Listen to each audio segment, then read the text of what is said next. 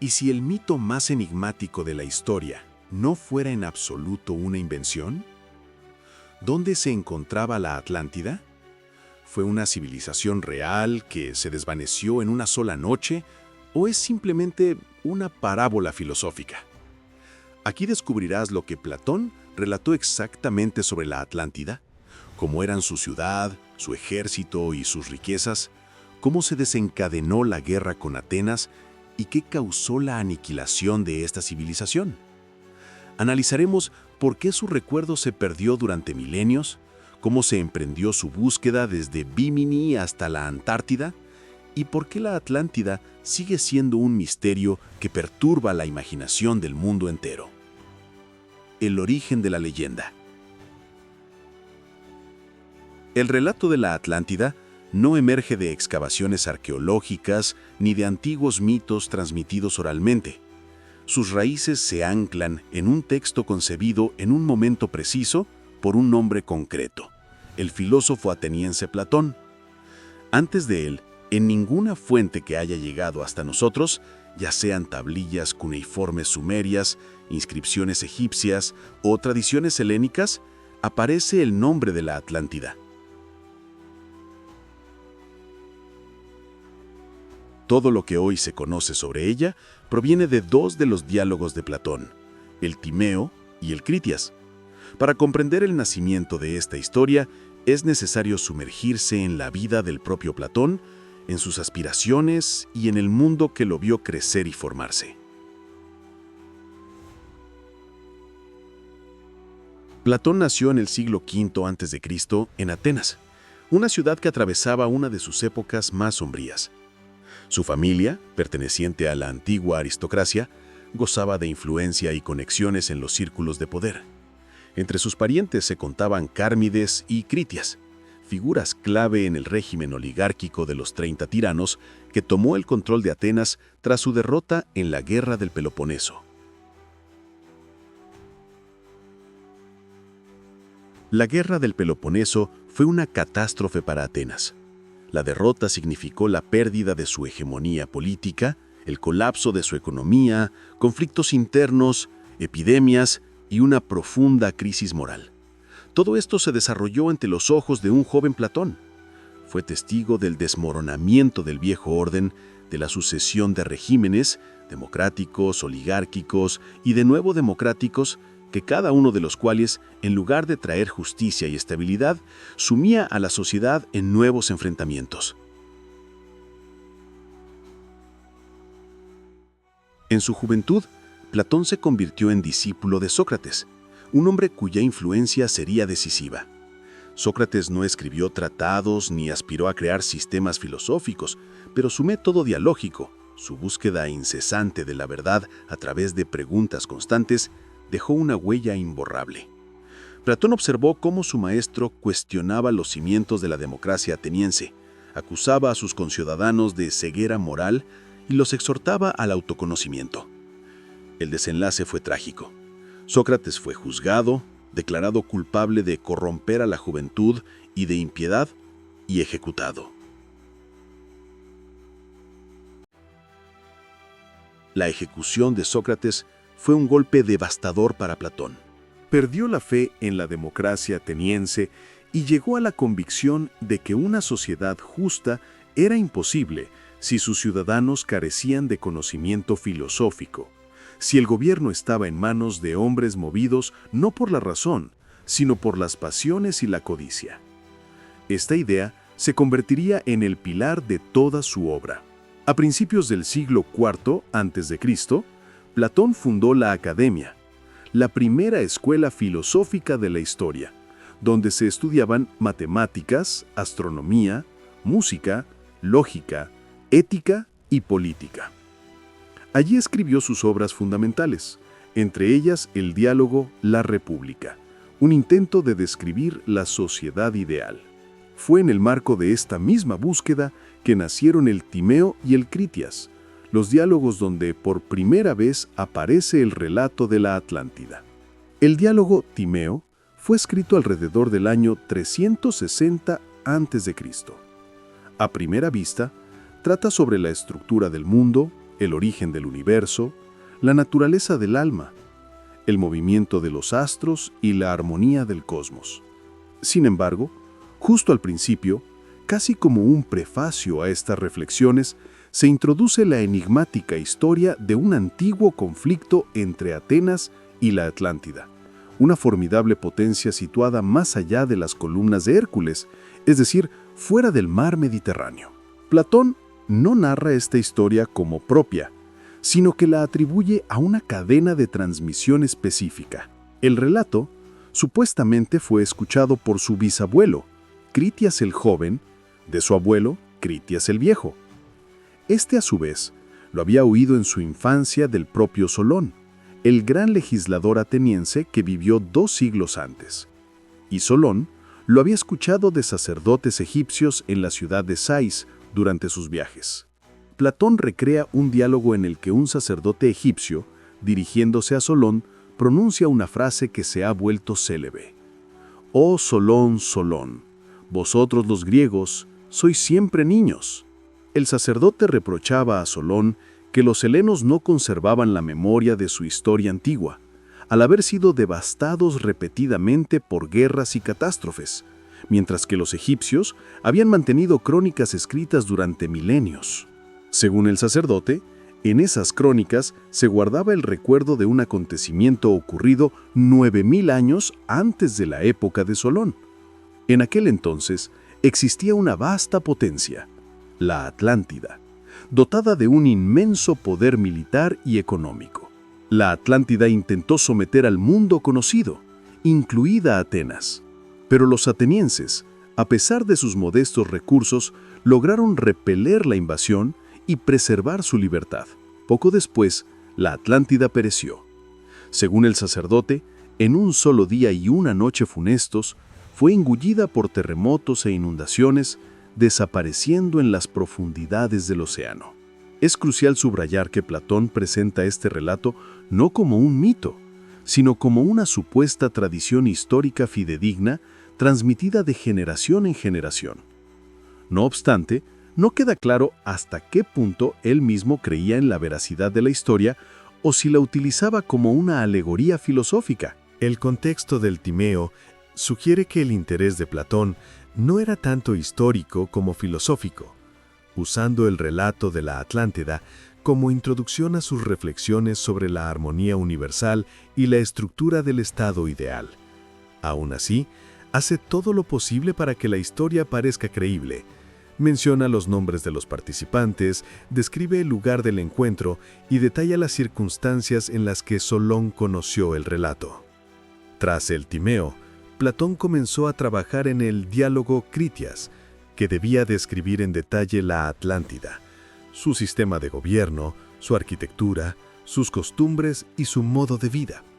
Sin embargo, el texto se interrumpe abruptamente. Las razones son objeto de debate.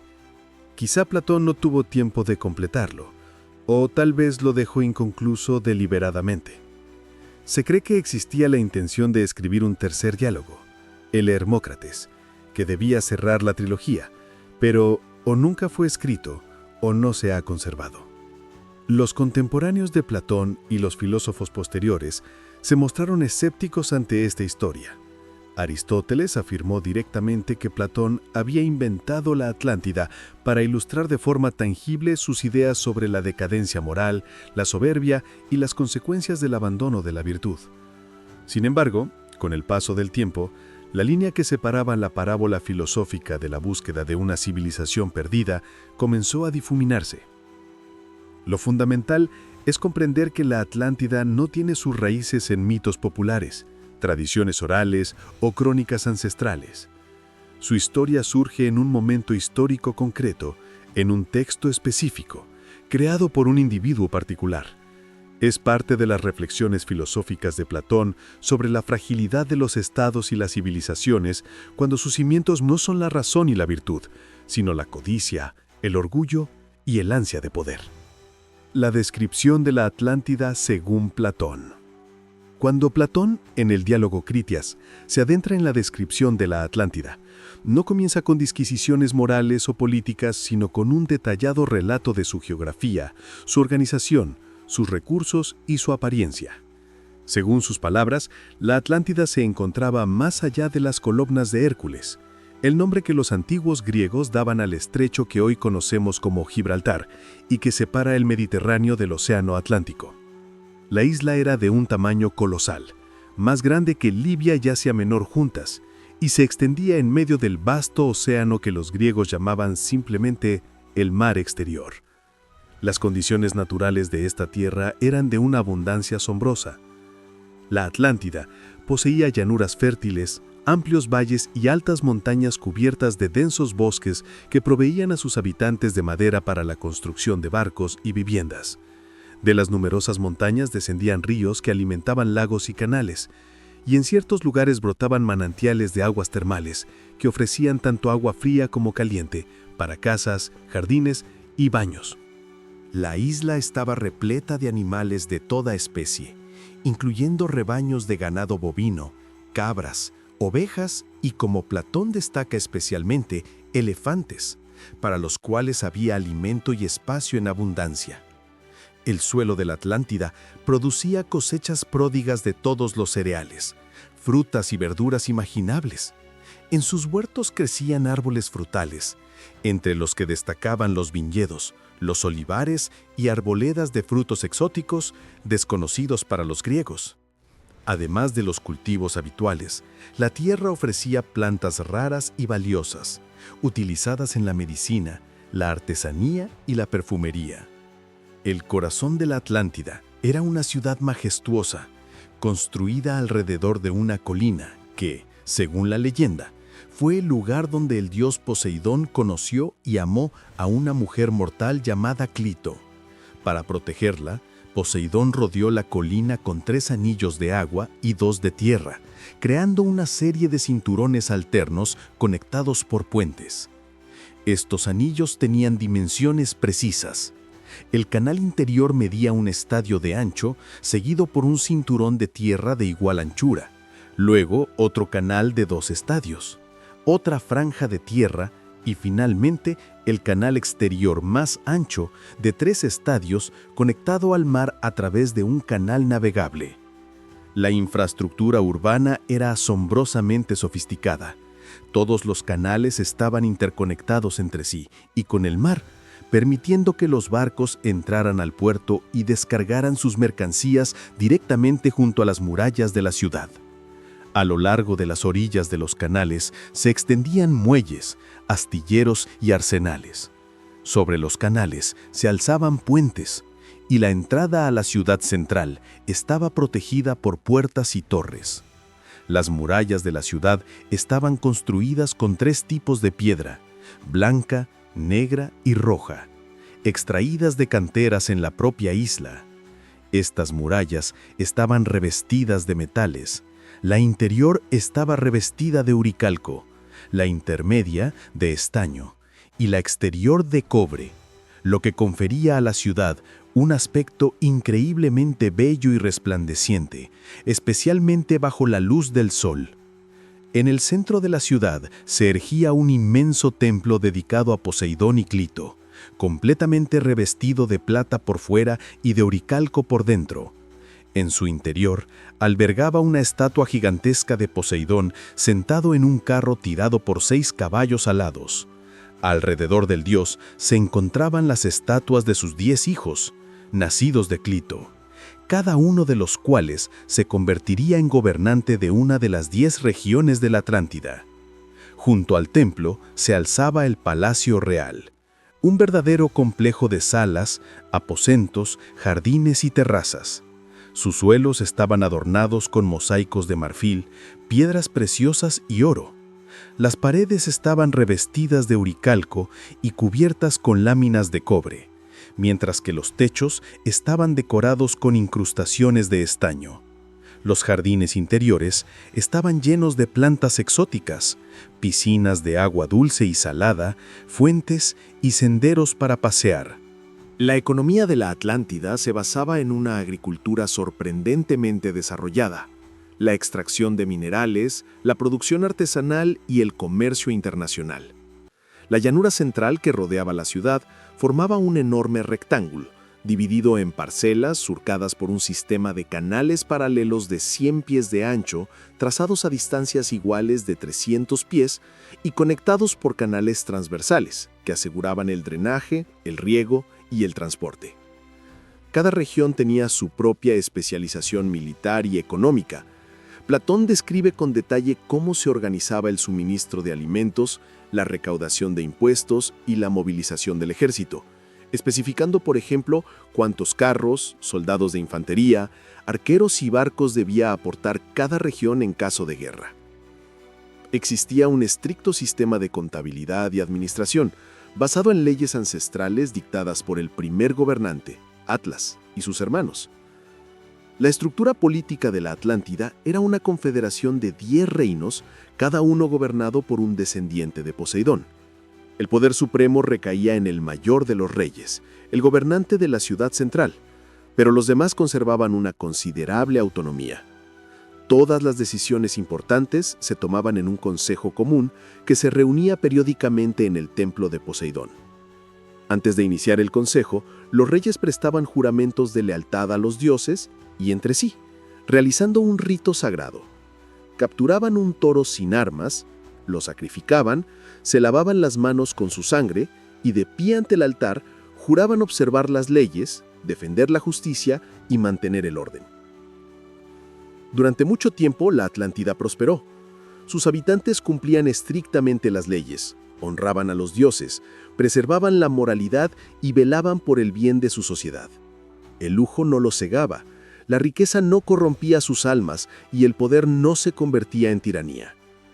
La Atlántida era un estado en el que la naturaleza divina en los hombres aún conservaba su fuerza, y gracias a ello, la sociedad permanecía armónica y estable. Pero a medida que las generaciones se sucedían, la naturaleza divina en el alma de los atlantes comenzó a debilitarse. Cada vez con más frecuencia, sus acciones no reflejaban la virtud y la justicia, sino la codicia, el afán de lucro, la soberbia y la avaricia. La suntuosidad de los palacios aumentaba, las festividades se volvían más extravagantes, los ejércitos más agresivos y los gobernantes menos inclinados a cumplir sus sagrados juramentos y a cuidar del bienestar de sus súbditos. Es a partir de este momento, como subraya Platón, que comienza la decadencia gradual de la Atlántida. La gran potencia, antaño fundada en la armonía con los dioses y la naturaleza, empezó a desviarse de las leyes de sus antepasados.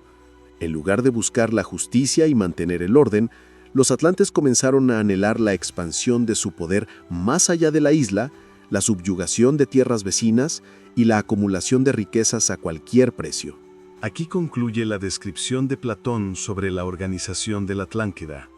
A partir de este punto, su relato se centrará en las consecuencias de esta paulatina descomposición moral, cómo la Atlántida, deseando dominar el mundo entero, se enfrentó a la resistencia de la libre Atenas y a su propia destrucción. La guerra de la Atlántida contra Atenas. Cuando Platón, en su diálogo Critias, avanza hacia el destino de la Atlántida, retoma el relato en el momento en que la gran isla, habiendo alcanzado un poder sin precedentes, dejó de conformarse con su propia riqueza, orden y prosperidad.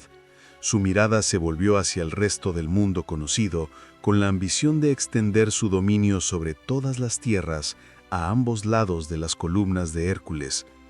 Según el relato de los sacerdotes egipcios, fuente de esta historia según Platón, la Atlántida, tras someter numerosas islas y vastos territorios en las costas del Mediterráneo, había extendido su poder sobre Libia, hasta las fronteras de Egipto, y en Europa hasta los límites de Tirrenia.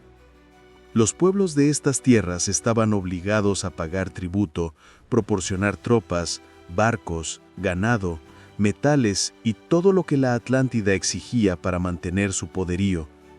Este afán de conquista ya no nacía de una preocupación por la seguridad o la necesidad de recursos, sino de una corrupción interna, de la crisis moral que se desató cuando la esencia divina en el alma de los atlantes comenzó a menguar. Su comportamiento estaba cada vez más dominado por la codicia, la avaricia y un anhelo de poder ilimitado. Fue en ese momento cuando los gobernantes de la Atlántida decidieron subyugar Atenas, una ciudad que según los sacerdotes era entonces muy diferente de lo que sería en épocas posteriores. Aquella Atenas ancestral, como la describe Platón, era una sociedad construida no sobre el lujo o la fuerza militar, sino sobre los principios de la virtud, la justicia y un estricto cumplimiento de las leyes otorgadas por la diosa Atenea. Sus habitantes vivían con sencillez, trabajaban la tierra, honraban a los dioses y se preocupaban menos por acumular riquezas que por mantener la armonía entre ellos y con la naturaleza. Atenas representaba la polis ideal, donde no gobernaba el dinero ni la fuerza, sino la razón, la ley y el respeto mutuo. Cuando los gobernantes de la Atlántida resolvieron conquistar Atenas, enviaron embajadores con la exigencia de su sumisión, el reconocimiento de la supremacía atlante y el pago de tributos, tal como ya hacían otros pueblos. La respuesta de los atenienses fue inequívoca. Rechazaron cualquier atentado contra su libertad y se negaron a someterse a un poder extranjero. Inmediatamente, comenzaron a prepararse para la guerra, conscientes de que no había lugar para el compromiso. Pronto la Atlántida inició su movilización. Según la descripción de Platón, su ejército era de una escala grandiosa. Miles de carros de guerra, decenas de miles de soldados de infantería, numerosos escuadrones de caballería y una flota colosal, capaz de transportar tropas a través del océano y mantener un bloqueo prolongado de las costas. Los astilleros de la ciudad trabajaban sin descanso forjando armas, construyendo nuevos barcos y almacenando provisiones. El ejército estaba equipado con el mejor armamento de su tiempo: corazas de bronce, espadas, lanzas, escudos, máquinas de asedio y catapultas. Los atenienses, conscientes de que se enfrentarían a un enemigo muy superior en número y recursos materiales, llevaron a cabo una movilización general. Hombres de todas las edades capaces de empuñar un arma se unieron a las filas del ejército. La ciudad se preparó para la defensa. Se reforzaron las murallas, se construyeron fortificaciones adicionales para un posible asedio, se acumularon reservas de alimentos y se fabricaron armas. Pero sobre todo, los atenienses confiaban en la fuerza de su unidad, en el coraje de sus ciudadanos y en la ayuda de los dioses que los protegían. La primera fase de la guerra fue un bloqueo naval. La Atlántida envió una flota a las costas del Ática con la misión de cortar las rutas marítimas, privar a Atenas del comercio y el suministro de provisiones y finalmente desembarcar tropas para asaltar la ciudad. Los atenienses, previendo esta estrategia, construyeron barcos rápidos y maniobrables, mucho más ligeros y adaptados a las batallas costeras que las pesadas naves de guerra atlantes. Las batallas navales fueron encarnizadas y prolongadas. Los atenienses atacaban las naves enemigas durante la noche, tendían emboscadas en las bahías, colocaban trampas entre las rocas y utilizaban hábilmente su conocimiento de las aguas locales. A pesar de su superioridad numérica, los atlantes no lograron imponerse en el mar. Tras varias derrotas importantes, comprendieron que la conquista de Atenas desde el mar era inviable y pasaron a preparar una operación terrestre. El ejército desembarcó en la costa del Ática y comenzó su avance hacia las murallas de la ciudad, esperando tomar Atenas en poco tiempo. Sin embargo, los atenienses aprovecharon las ventajas estratégicas del terreno. Fortificaron los pasos de montaña, construyeron barricadas, minaron los accesos a los caminos clave y prepararon posiciones defensivas en colinas y desfiladeros. Los combates en tierra no duraron días, ni semanas, sino meses. Los atenienses libraron una defensa flexible, lanzando contraataques sorpresa, tendiendo emboscadas, atacando las caravanas de suministros y perturbando las comunicaciones enemigas. Los atlantes, acostumbrados a victorias rápidas y al dominio total, se vieron envueltos en una guerra de desgaste en la que su superioridad numérica les servía de poco. Perdían soldados en las montañas, sus destacamentos se agotaban en asaltos infructuosos a las fortificaciones y sus intentos de llegar a la ciudad eran constantemente frustrados. La culminación de esta campaña fue una gran batalla en la que los atenienses, mediante falsas retiradas, atrajeron a las fuerzas principales atlantes a un estrecho valle donde habían preparado emboscadas. Desde tres flancos, una lluvia de flechas, piedras y los ataques de la infantería cayeron sobre el enemigo. Los atlantes, rodeados, intentaron abrirse paso, pero el terreno les impedía desplegar sus carros y utilizar su infantería pesada. La batalla concluyó con la aniquilación total del ejército atlante. Simultáneamente, los atenienses lanzaron un ataque contra la flota enemiga anclada en la costa.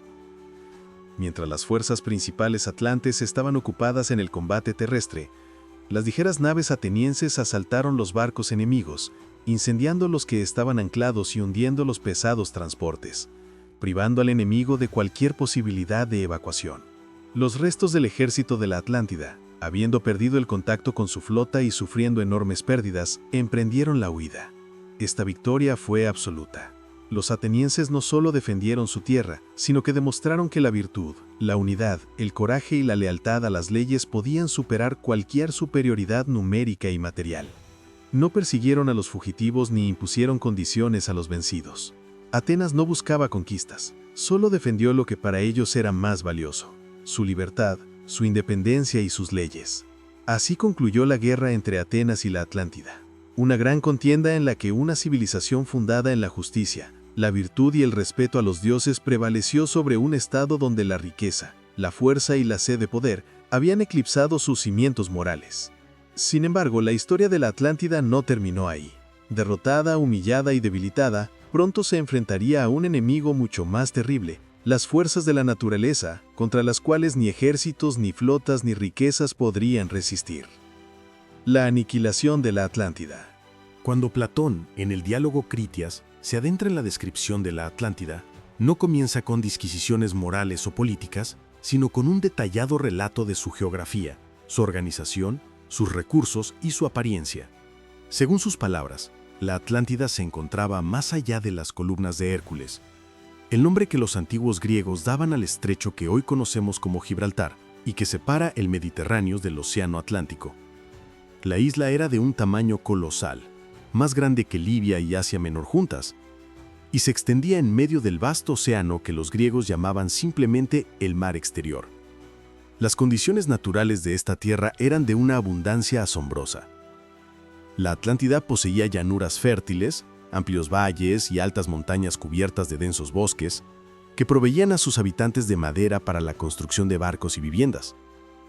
De las numerosas montañas descendían ríos que alimentaban lagos y canales, y en ciertos lugares brotaban manantiales de aguas termales que ofrecían tanto agua fría como caliente para casas, jardines y baños. La isla estaba repleta de animales de toda especie, incluyendo rebaños de ganado bovino, cabras, ovejas y, como Platón destaca especialmente, elefantes, para los cuales había alimento y espacio en abundancia. El suelo de la Atlántida producía cosechas pródigas de todos los cereales, frutas y verduras imaginables. En sus huertos crecían árboles frutales, entre los que destacaban los viñedos, los olivares y arboledas de frutos exóticos, desconocidos para los griegos.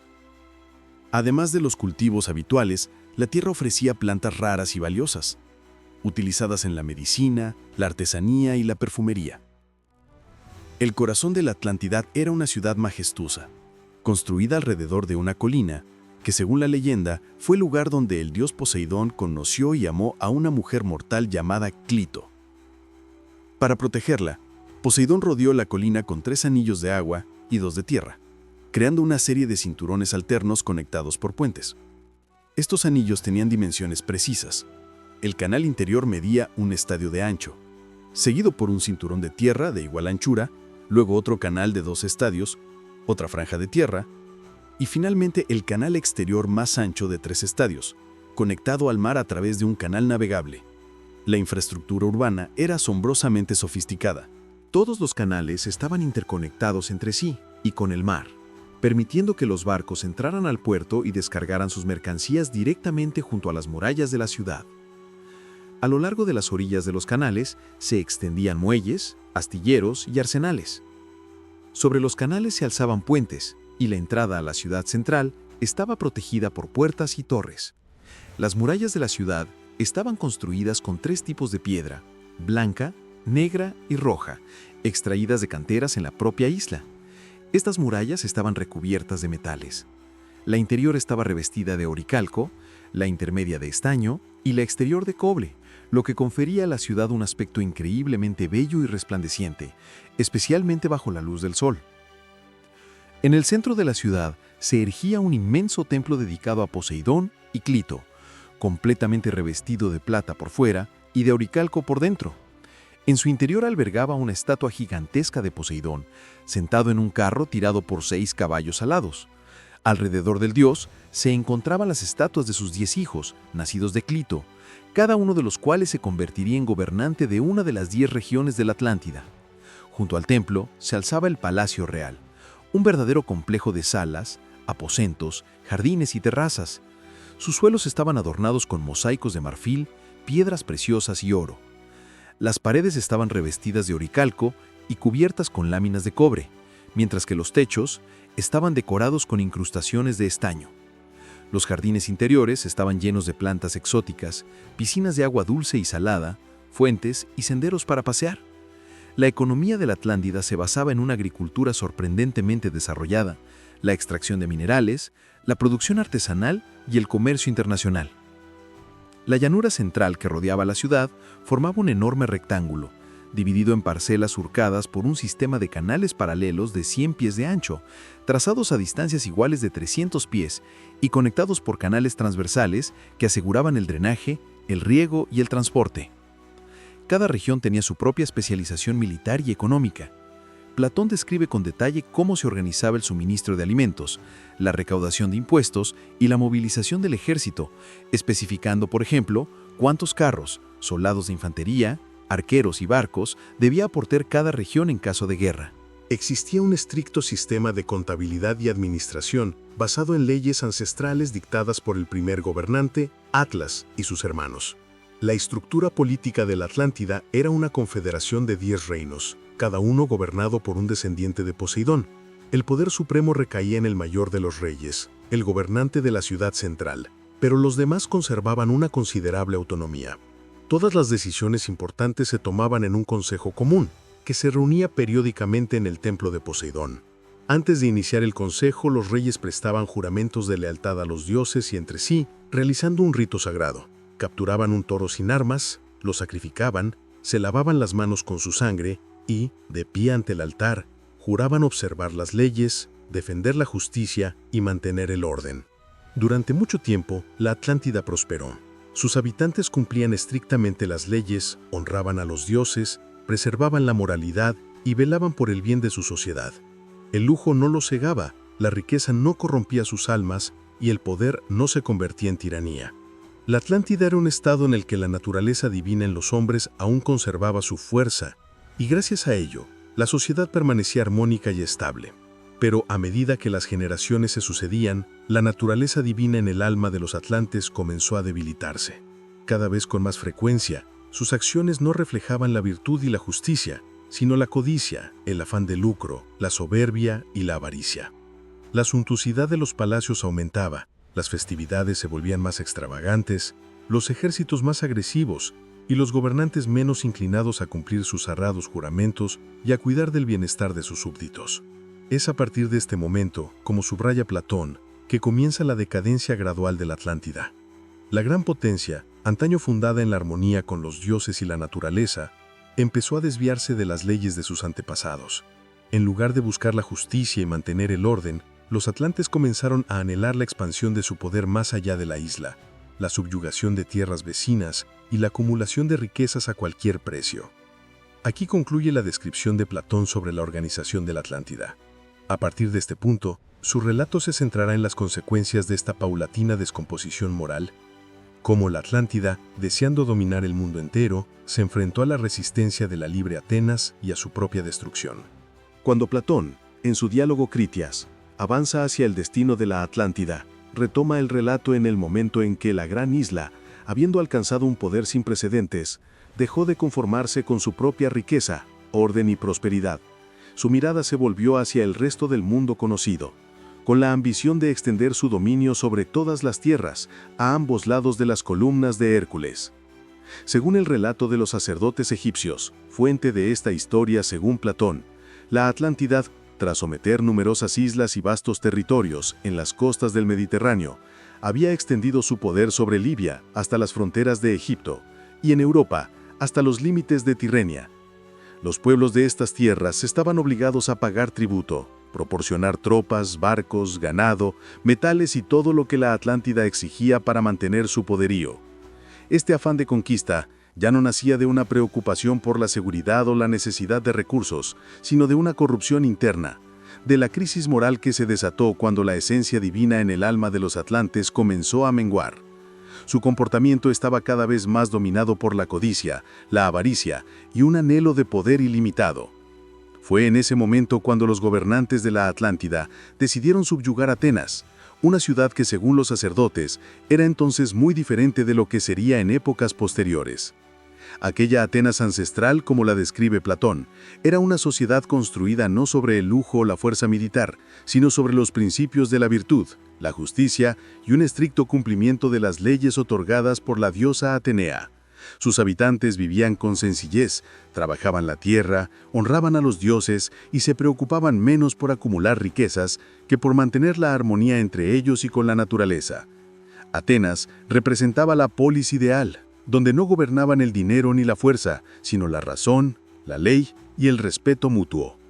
Cuando los gobernantes de la Atlántida resolvieron conquistar Atenas, enviaron embajadores con la exigencia de su sumisión, el reconocimiento de la supremacía atlante y el pago de tributos, tal como ya hacían otros pueblos.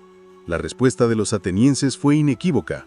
Rechazaron cualquier atentado contra su libertad y se negaron a someterse a un poder extranjero. Inmediatamente, comenzaron a prepararse para la guerra, conscientes de que no había lugar para el compromiso. Pronto la Atlántida inició su movilización. Según la descripción de Platón, su ejército era de una escala grandiosa. Miles de carros de guerra, decenas de miles de soldados de infantería, numerosos escuadrones de caballería y una flota colosal, capaz de transportar tropas a través del océano y mantener un bloqueo prolongado de las costas. Los astilleros de la ciudad trabajaban sin descanso forjando armas, construyendo nuevos barcos y almacenando provisiones. El ejército estaba equipado con el mejor armamento de su tiempo: corazas de bronce, espadas, lanzas, escudos, máquinas de asedio y catapultas. Los atenienses, conscientes de que se enfrentarían a un enemigo muy superior en número y recursos materiales, llevaron a cabo una movilización general. Hombres de todas las edades, capaces de empuñar un arma, se unieron a las filas del ejército. La ciudad se preparó para la defensa. Se reforzaron las murallas, se construyeron fortificaciones adicionales para un posible asedio, se acumularon reservas de alimentos y se fabricaron armas. Pero, sobre todo, los atenienses confiaban en la fuerza de su unidad, en el coraje de sus ciudadanos y en la ayuda de los dioses que los protegían. La primera fase de la guerra fue un bloqueo naval. La Atlántida envió una flota a las costas del Ática con la misión de cortar las rutas marítimas, privar a Atenas del comercio y el suministro de provisiones y, finalmente, desembarcar tropas para asaltar la ciudad. Los atenienses, previendo esta estrategia, construyeron barcos rápidos y maniobrables, mucho más ligeros y adaptados a las batallas costeras que las pesadas naves de guerra atlantes. Las batallas navales fueron encarnizadas y prolongadas. Los atenienses atacaban las naves enemigas durante la noche, tendían emboscadas en las bahías, colocaban trampas entre las rocas y utilizaban hábilmente su conocimiento de las aguas locales. A pesar de su superioridad numérica, los atlantes no lograron imponerse en el mar. Tras varias derrotas importantes, comprendieron que la conquista de Atenas desde el mar era inviable y pasaron a preparar una operación terrestre. El ejército desembarcó en la costa del Ática y comenzó su avance hacia las murallas de la ciudad, esperando tomar Atenas en poco tiempo. Sin embargo, los atenienses aprovecharon las ventajas estratégicas del terreno. Fortificaron los pasos de montaña, construyeron barricadas, minaron los accesos a los caminos clave y prepararon posiciones defensivas en colinas y desfiladeros. Los combates en tierra no duraron días ni semanas, sino meses. Los atenienses libraron una defensa flexible, lanzando contraataques sorpresa, tendiendo emboscadas, atacando las caravanas de suministros y perturbando las comunicaciones enemigas.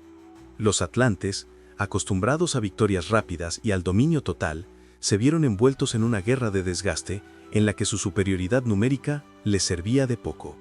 Perdían soldados en las montañas, sus destacamentos se agotaban en asaltos infructuosos a las fortificaciones, y sus intentos de llegar a la ciudad eran constantemente frustrados. La culminación de esta campaña fue una gran batalla en la que los atenienses, mediante falsas retiradas, atrajeron a las fuerzas principales atlantes a un estrecho valle donde habían preparado emboscadas. Desde 3 flancos, una lluvia de flechas, piedras y los ataques de la infantería cayeron sobre el enemigo. Los atlantes, rodeados, intentaron abrirse paso, pero el terreno les impedía desplegar sus carros y utilizar su infantería pesada. La batalla concluyó con la aniquilación total del ejército atlante. Simultáneamente, los atenienses lanzaron un ataque contra la flota enemiga anclada en la costa. Mientras las fuerzas principales atlantes estaban ocupadas en el combate terrestre, las ligeras naves atenienses asaltaron los barcos enemigos, incendiando los que estaban anclados y hundiendo los pesados transportes, privando al enemigo de cualquier posibilidad de evacuación.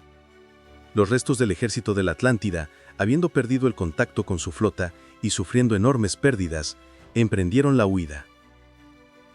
Esta victoria fue absoluta. Los atenienses no solo defendieron su tierra, sino que demostraron que la virtud, la unidad, el coraje y la lealtad a las leyes podían superar cualquier superioridad numérica y material. No persiguieron a los fugitivos ni impusieron condiciones a los vencidos. Atenas no buscaba conquistas, solo defendió lo que para ellos era más valioso: su libertad, su independencia y sus leyes. Así concluyó la guerra entre Atenas y la Atlántida, una gran contienda en la que una civilización fundada en la justicia, la virtud y el respeto a los dioses prevaleció sobre un estado donde la riqueza, la fuerza y la sed de poder habían eclipsado sus cimientos morales. Sin embargo, la historia de la Atlántida no terminó ahí. Derrotada, humillada y debilitada, pronto se enfrentaría a un enemigo mucho más terrible: las fuerzas de la naturaleza, contra las cuales ni ejércitos, ni flotas, ni riquezas podrían resistir. La aniquilación de la Atlántida. Cuando Platón, en el diálogo Critias, se acerca al clímax de su relato, describe el momento en que los dioses, observando a la Atlántida, ya no pudieron permanecer indiferentes ante cómo aquel pueblo, que antaño vivió según sus preceptos, había perdido por completo la virtud, entregándose a la codicia, la arrogancia y un anhelo de poder ilimitado. La isla que una vez fue la encarnación de la armonía, el orden y la justicia, había dejado de seguir las leyes establecidas por Poseidón para sus descendientes, violando así el orden fundamental que los dioses habían infundido en el mundo. Zeus, señor del Olimpo, convocó a todos los inmortales en su morada para deliberar sobre el castigo que debía recaer sobre la Atlántida por su soberbia, por haber renunciado a la piedad, traicionado la justicia y antepuesto su propio poder a la voluntad divina. Platón describe este momento con detalle: cómo Zeus se dirige a los otros dioses, cómo se eleva sobre ellos mirando hacia la tierra y comienza a hablar. Pero su discurso nunca llegamos a escucharlo. Justo en ese instante, el diálogo se interrumpe. A pesar de ello, el final de la historia es evidente. Platón afirma sin ambigüedades que, poco después de estos acontecimientos, la Atlántida desapareció. La catástrofe fue súbita y devastadora. En un solo día y una noche, la isla fue engullida por monstruosos terremotos y olas gigantescas. La tierra se fracturó, el suelo se abrió y torrentes de agua arrasaron ciudades, templos, palacios y todas las fortificaciones. Todo lo que generaciones habían creado: canales, muelles, jardines, mercados, barrios residenciales, se desvaneció como si nunca hubiera existido. La isla se hundió. Donde hacía poco se alzaban los templos de Poseidón, se erigían los palacios de los reyes y resonaba el bullicio de los puertos, ahora solo quedaba la vacía superficie del mar.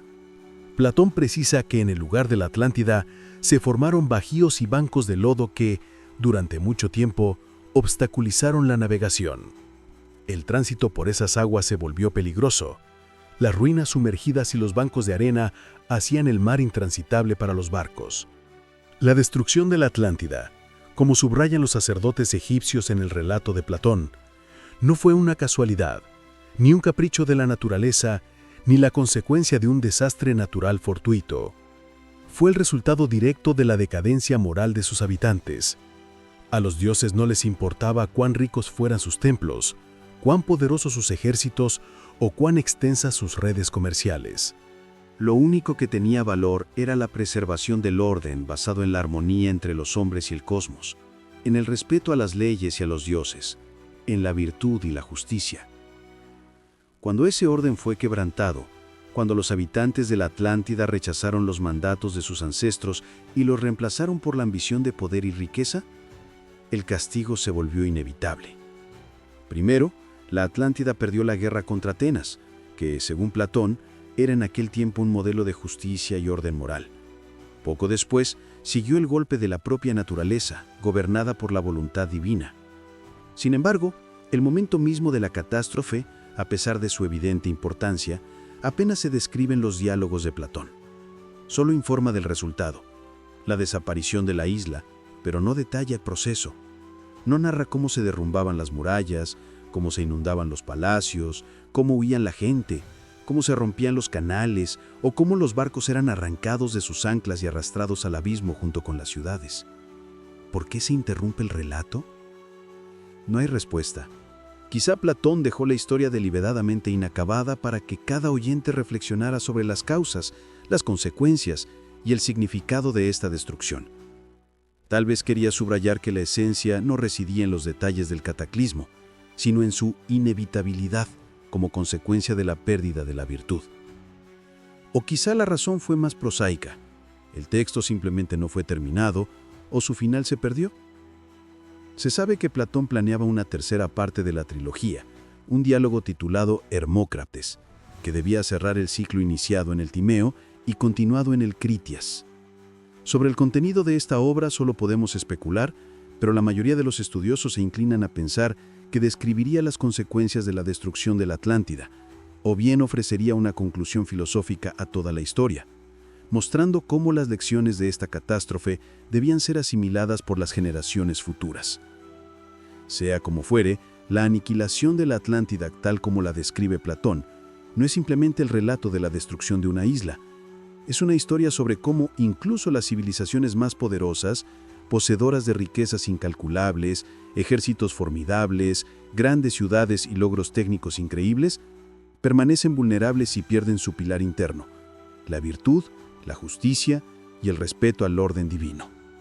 La Atlántida se desvaneció.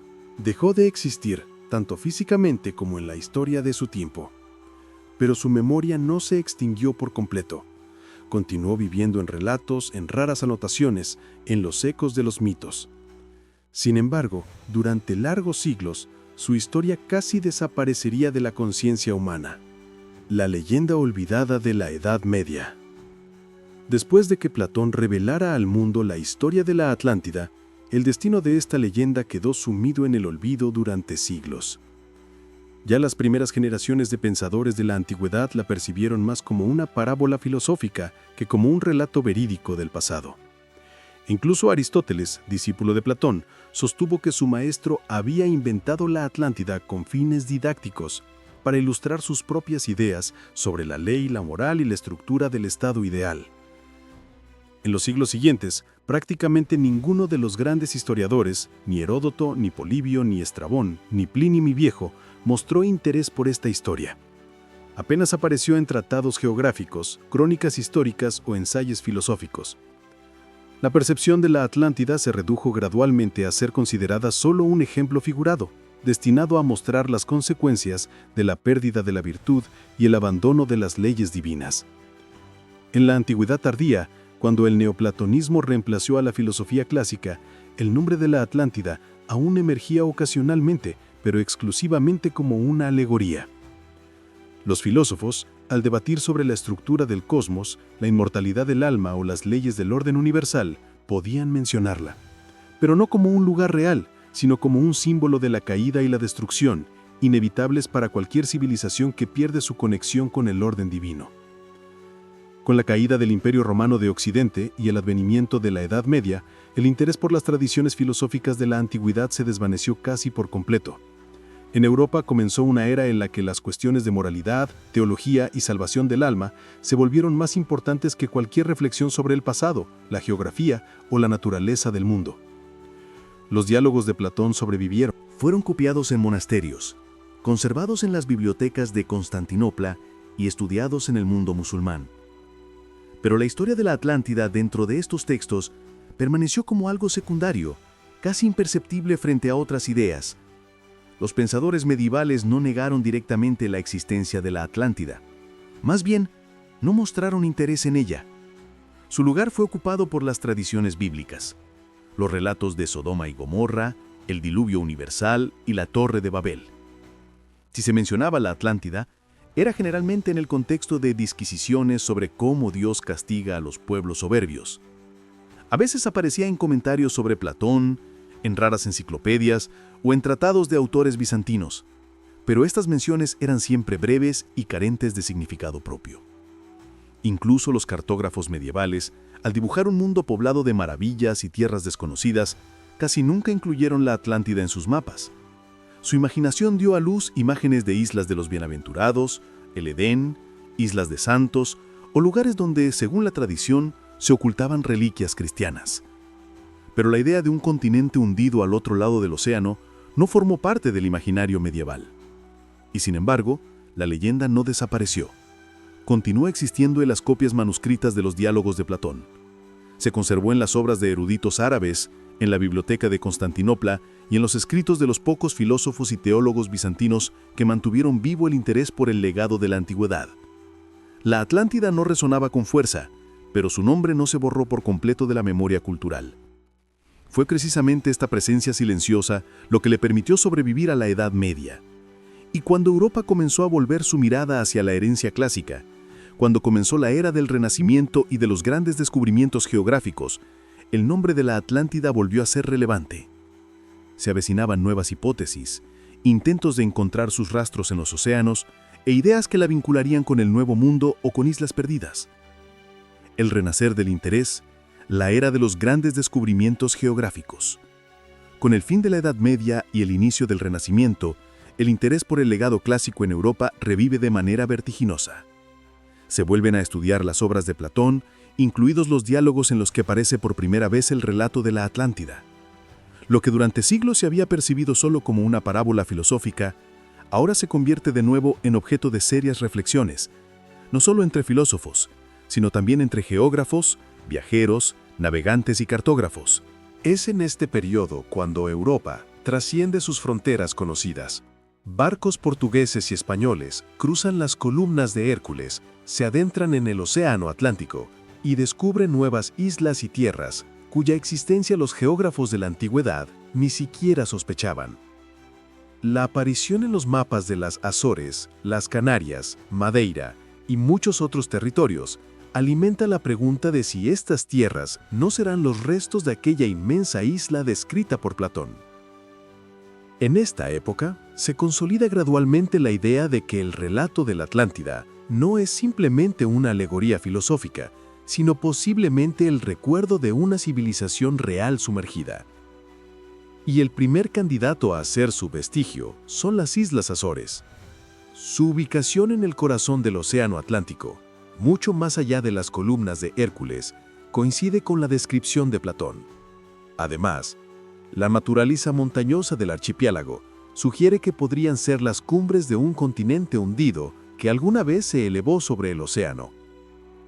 No menos activamente se consideran las Islas Canarias.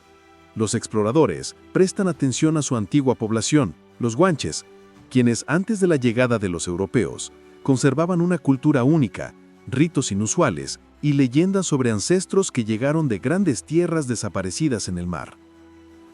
Estas tradiciones comienzan a vincularse con los recuerdos de la Atlántida, sugiriendo que los guanches podrían ser los últimos descendientes de los supervivientes de la catástrofe. Pero la hipótesis más audaz surge con el descubrimiento de América. Poco después de los viajes de Cristóbal Colón y el hallazgo del Nuevo Mundo, comienzan a alzarse voces que proponen que la Atlántida es en realidad América, El inmenso continente, oculto tras el océano, parece el candidato ideal para ser aquel mundo perdido. Esta idea se ve reforzada no solo por las dimensiones del continente, sino también por los asombrosos logros de las civilizaciones indígenas, mayas, aztecas e incas. Sus ciudades, templos, calzadas y conocimiento astronómico maravillan a los europeos, y a muchos les parece que un nivel de desarrollo tan elevado no podría haber surgido sin una conexión con alguna antigua y avanzada civilización. Estas ideas encuentran eco en las obras de filósofos, cronistas y geógrafos. En los mapas del siglo XVI, no es raro encontrar inscripciones como Atlántida o Isla de Atlas, situadas en diversos lugares del Océano Atlántico, desde la zona de las Bermudas hasta las islas del Caribe y la costa de Brasil. Algunos cartógrafos suponían que la Atlántida era un gigantesco continente sumergido. Otros la representaban como una cadena de islas, los restos de la catástrofe. Paralelamente, surgen los primeros intentos de explicar la desaparición de la Atlántida no desde la mitología, sino desde los procesos naturales. Cada vez son más frecuentes las teorías de que la isla pudo haberse hundido como resultado de potentes terremotos, erupciones volcánicas, un lento hundimiento de la corteza terrestre o tsunamis gigantescos. Esta idea parece especialmente plausible a la luz de catástrofes similares que realmente ocurrieron. Por ejemplo, la erupción del volcán de Santorini, que aniquiló la civilización minoica, se convierte para muchos en un modelo de la destrucción de la Atlántida. Sin embargo, a pesar del enorme interés, no se encuentra ninguna prueba concluyente de la existencia de la Atlántida, ni en las Azores, ni en las Canarias, ni en América, ni en el Mar Caribe. Los arqueólogos descubren ruinas, artefactos o testimonios de una civilización comparable a la descripción de Platón. Aún así, la simple posibilidad de que más allá del horizonte exista una tierra que pudiera ser la Atlántida continúa excitando la imaginación. El interés por la Atlántida trasciende gradualmente las búsquedas puramente geográficas o históricas. Comienza a formar parte de utopías literarias, de reflexiones filosóficas sobre el destino de las civilizaciones, y se convierte en fuente de inspiración para escritores, viajeros e incluso místicos. La leyenda empieza a cargarse de nuevos significados. Ya no es solo el relato de la caída de un pueblo orgulloso, sino el símbolo de una edad de oro perdida, de una sociedad ideal que se hundió bajo las aguas, pero que sigue viva en los sueños de la humanidad. No obstante, la verdadera explosión de interés por la Atlántida, su transformación en uno de los enigmas más debatidos y populares de su tiempo, no ocurrirá hasta el siglo XIX, con la aparición de figuras que la reinterpretarán no solo como un mito filosófico, sino como una civilización material y real, cuya existencia supuestamente podía ser demostrada. Siglo XIX. La Atlántida se convierte en una sensación mundial. A principios del siglo XIX, la leyenda de la Atlántida deja de ser un simple episodio en las obras de Platón, para convertirse en un fenómeno cultural autónomo, que despierta interés mucho más allá de los debates académicos. Se convierte en tema de discusión entre escritores, viajeros, buscadores de conocimientos antiguos, seguidores del esoterismo y, más tarde, entre los primeros investigadores que intentaban basarse en los avances de la ciencia.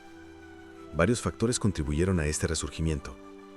En primer lugar, el siglo XIX es la era de los grandes descubrimientos arqueológicos. Europa comienza a tomar conciencia de que muchas leyendas y mitos antiguos pueden ocultar acontecimientos reales. Es la época en que se descubren Pompeya y se excava Troya, y comienzan las excavaciones en Nínive y Memphis. Cada uno de estos éxitos parece confirmar la idea de que un mito no siempre es una invención, sino a veces el recuerdo distorsionado de civilizaciones reales. En segundo lugar, el siglo XIX es un tiempo de florecimiento de las doctrinas esotéricas, de un creciente interés por el conocimiento oculto, las sociedades secretas y la búsqueda del legado espiritual perdido de la humanidad. En este sistema de creencias, la Atlántida se transforma fácilmente en el símbolo no solo de una civilización desaparecida, sino de una edad de oro perdida. Una época en la que los seres humanos supuestamente poseían conocimientos y habilidades olvidados en el mundo moderno. Un acontecimiento clave es la publicación del libro del escritor, publicista y político estadounidense Ignatius Donnelly. Su obra, titulada Atlántida, el mundo antediluviano, se convirtió instantáneamente en una sensación internacional. En este libro, Donnelly argumenta que la Atlántida no es un mito ni una alegoría filosófica, sino una civilización real y altamente desarrollada que fue la cuna de todas las culturas conocidas del mundo antiguo. Construye una larga cadena de argumentos, comparando mitos, leyendas, tradiciones arquitectónicas y rasgos culturales de pueblos de Europa, África y América. En su opinión, la desaparición de la Atlántida está ligada a una catástrofe natural global, a raíz de la cual un enorme continente situado en medio del Océano Atlántico se hundió bajo las aguas. Donnelly sostiene que fueron los atlantes quienes difundieron por el mundo los conocimientos sobre agricultura, metalurgia, navegación, arquitectura y escritura.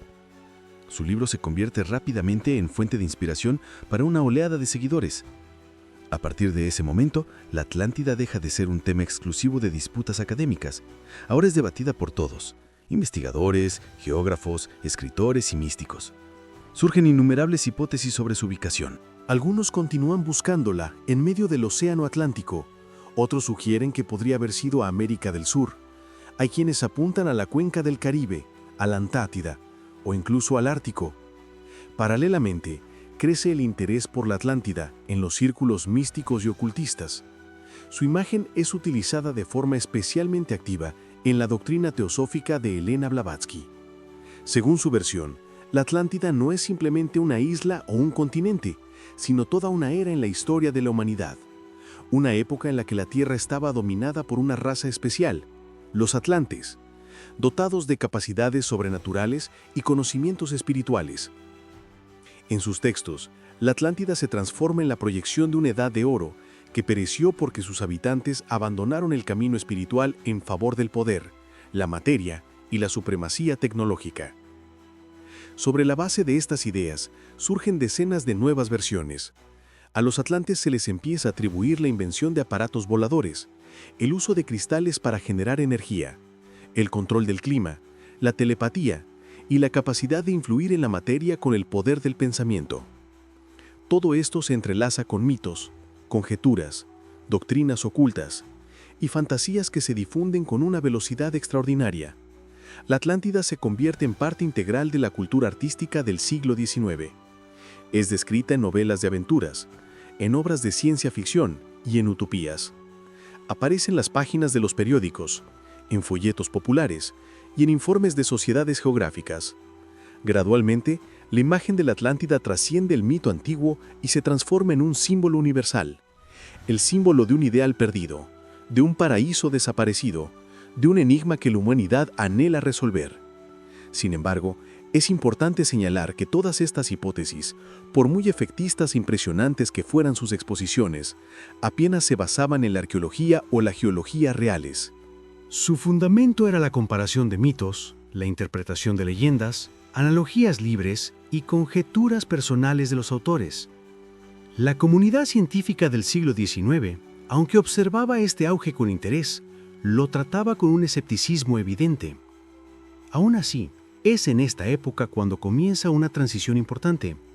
Aparecen los primeros investigadores que deciden verificar la hipótesis de la existencia de la Atlántida, no solo a nivel de mitologías y textos, sino con las herramientas de la ciencia. Surgen las primeras exploraciones submarinas, las expediciones geológicas y los trabajos para estudiar la estructura del fondo oceánico. La Atlántida comienza a desplazarse lentamente del ámbito de las especulaciones filosóficas y místicas hacia la esfera de la investigación científica. La búsqueda científica de la Atlántida en el siglo XX. A principios del siglo XX, la leyenda de la Atlántida trasciende definitivamente el ámbito de las reflexiones filosóficas, la mitología y el esoterismo para entrar en una esfera donde comienza a ser considerada como un enigma histórico potencialmente real. Las fantasías, las construcciones místicas y las hipótesis sin pruebas dan paso a intentos de basarse en datos de la arqueología, la geología y la oceanografía. Por primera vez en milenios, el mito de la Atlántida se convierte en objeto de un interés científico sistemático. Una de las hipótesis más serias e influyentes del siglo XX es la que vincula la Atlántida con la catástrofe ocurrida en la isla de Santorini, en el mar Egeo. A mediados de siglo, los arqueólogos descubren bajo una capa de ceniza volcánica una ciudad de la Edad del Bronce magníficamente conservada, Akrotiri. Sus calles, khazams, frescos, sistemas de alcantarillado y avanzada infraestructura revelan un alto nivel de cultura. Los investigadores concluyen que una potente erupción volcánica a principios del siglo XV a.C. destruyó esta ciudad y asestó un golpe devastador a la civilización minoica de Creta. Esta catástrofe, acompañada de tsunamis gigantescos, terremotos y prolongados cambios climáticos, se convierte en el modelo que se empieza a comparar con la destrucción de la Atlántida. Los indicios de un alto nivel de desarrollo, la repentina naturaleza del desastre y la práctica desaparición de toda una civilización parecen encajar. Sin embargo, el principal argumento en contra de esta hipótesis es la geografía. Santorini no se encuentra más allá de las columnas de Hércules, como escribió Platón, sino dentro del mar Mediterráneo. Además, la discrepancia temporal es de miles de años. Platón afirma que la Atlántida pereció 9000 años antes de Solón, es decir, en el 10º milenio antes de Cristo, mucho antes de la erupción de Santorini. Otra oleada de interés surge con el descubrimiento en 1968, frente a la costa de Bimini, una pequeña isla de las Bahamas, de una extraña estructura de piedra submarina que recibió el nombre de Carretera de Bimini. Bloques lisos y de forma regular, dispuestos en una larga línea, a primera vista se asemejan a las ruinas de una muralla o una calzada. Las fotografías se difunden rápidamente por todo el mundo y las afirmaciones de que se trata de los restos de la Atlántida aparecen en periódicos y revistas apenas unos días después del descubrimiento. Sin embargo, investigaciones posteriores demuestran que la carretera de Bimini es una formación geológica natural, resultado de la estratificación y erosión de las placas de piedra caliza comunes en esa región. Los científicos encuentran formaciones análogas en otros lugares de la cuenca del Caribe, lo que confirma su origen natural. No obstante, para muchos defensores de la existencia de la Atlántida, Bimini sigue siendo durante mucho tiempo una prueba simbólica de que pudo haber existido. Una línea de hipótesis aparte lleva la búsqueda de la Atlántida a lugares completamente inesperados: la Antártida. Esta teoría se vuelve especialmente popular en la segunda mitad del siglo XX gracias a los trabajos de Charles Hapgood, quien propone la hipótesis del desplazamiento de la corteza terrestre. Según su versión, la Antártida, en un pasado lejano, se encontraba en latitudes más cálidas, estaba libre de hielo y podría haber albergado una civilización avanzada. Un desplazamiento de la corteza terrestre habría provocado que el continente se situara en el polo, se congelara y se volviera inhabitable.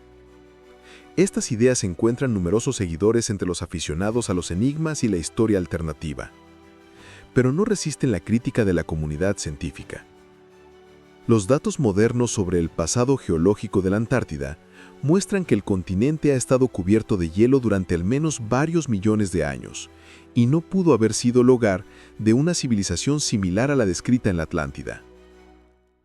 Paralelamente al desarrollo de las hipótesis sobre Bimini, la Antártida y Santorini, en el siglo XX tiene lugar un rápido avance de la arqueología submarina. Con la invención del equipo de buceo autónomo, los batiscafos y el desarrollo de métodos de cartografía por sonar del fondo oceánico, los científicos obtienen la capacidad de investigar las dorsales oceánicas, las mesetas submarinas y las plataformas continentales con una precisión sin precedentes. A medida que avanzan los estudios, se hace evidente que no existe ningún continente oculto bajo las aguas del Océano Atlántico.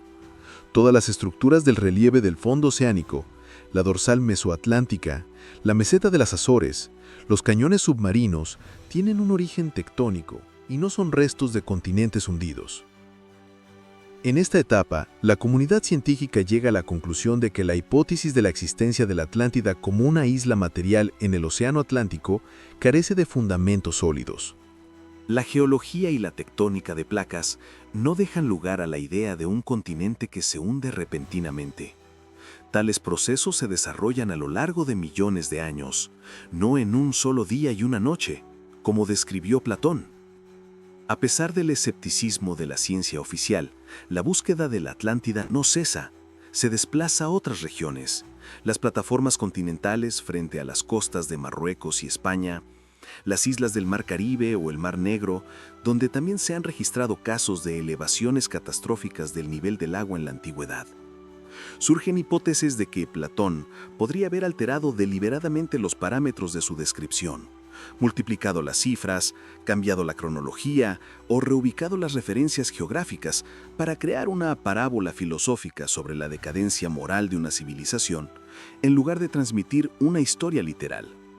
Cada vez es más claro que la Atlántida no es solo la búsqueda de un objeto geográfico, sino también la búsqueda de un símbolo universal. La leyenda sigue viva porque responde al eterno temor humano a la aniquilación de la civilización, a la destrucción que sobreviene cuando una sociedad pierde el equilibrio, su anclaje moral y olvida la armonía con la naturaleza y las leyes de la justicia. A finales del siglo XX, la Atlántida se convierte definitivamente en una parte integral no solo de las disputas arqueológicas, sino también de la cultura de masas. Aparecen libros, películas, proyectos documentales. Se convierte en objeto de investigaciones periodísticas y en tema de debate en aulas universitarias y foros populares. La Atlántida hoy. La leyenda de la Atlántida ha sobrevivido milenios y persiste en el siglo XXI a través de hipótesis científicas, mitos culturales, cine, libros y debates interminables. A pesar de que la ciencia académica la considera más una metáfora filosófica que un hecho histórico, el interés por la Atlántida se mantiene vivo y constante. Los datos científicos modernos son concluyentes. Las investigaciones oceanográficas, los mapas del fondo marino y los modelos de movimiento de las placas tectónicas demuestran que no existen continentes hundidos en el océano Atlántico. Aún así, una parte de los historiadores y arqueólogos continúa buscando un núcleo de verdad en el relato de Platón. Entre las versiones más serias, persiste la hipótesis de que el mito de la Atlántida es el reflejo de catástrofes reales ocurridas en tiempos prehistóricos. Sin embargo, el verdadero interés por la Atlántida trasciende desde hace mucho los límites de la ciencia. Se ha convertido en parte de una mitología cultural global. Su imagen se encuentra en el cine, la literatura, los cómics, los videojuegos y las series de ficción. La Atlántida se presenta a veces como una ciudad sumergida de alta tecnología, otras como un mundo mágico, oculto bajo el agua, o como el último vestigio de una antigua raza que poseía conocimientos superiores y tecnologías perdidas. Desde las novelas fantásticas de Julio Verne y H.G. Wells, hasta los éxitos de taquilla y las películas de animación contemporáneas, la Atlántida sigue siendo el símbolo de una edad de oro perdida, el sueño de un gran pasado, de un conocimiento olvidado y de una armonía que la humanidad alguna vez poseyó, pero que extravió. Hoy, la Atlántida es a la vez un mito, una metáfora y un fenómeno cultural. Para la ciencia, sigue siendo un enigma sin resolver, una hipótesis cuyo debate continúa a pesar de todas las refutaciones geológicas. Para la cultura de masas, es una fuente inagotable de inspiración, el símbolo de un ideal perdido. Y para la conciencia humana, es un recordatorio de que el poder, la tecnología y la riqueza no salvarán a una sociedad si ésta pierde su conexión con sus fundamentos morales, la armonía y las leyes de la naturaleza. El mito de la Atlántida vive, y quizás lo hace precisamente porque nunca fue solo la historia de una tierra desaparecida en el océano.